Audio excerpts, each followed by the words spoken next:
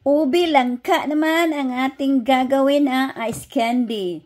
Pwede ito, pwede din yung double cream sa Morrison or whipping cream. Yan.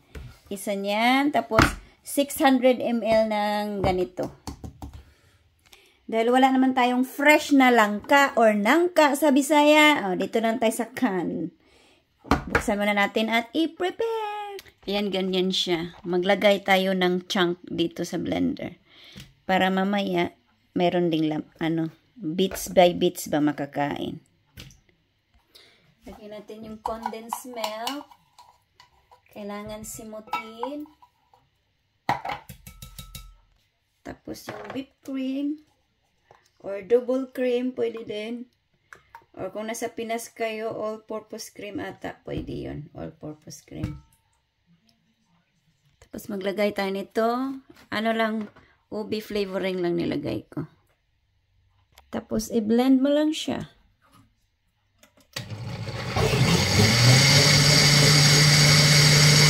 Ayan na yung mixture. Tapos ito na, maglagay ka ng ito, kung magkasya ba. Ay. Hindi magkasya. Ay. Tingnan natin. Wait. Dito muna natin i-shoot. Kamayin ko na lang. Hindi ko naman to pang benta. Naghugas din ako ng kamay. Tapos ito, ganito. Huwag masyadong damihan kasi yung wrapper natin. Ayan. Diba? Madali lang yan. Ayan. First, tapos ganyan.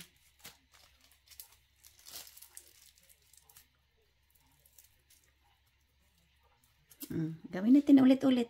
Just repeat the process until you've done all of the mixture. Okay, like that. That.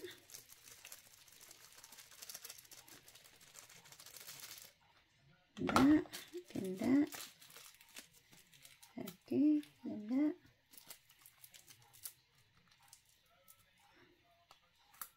Okay.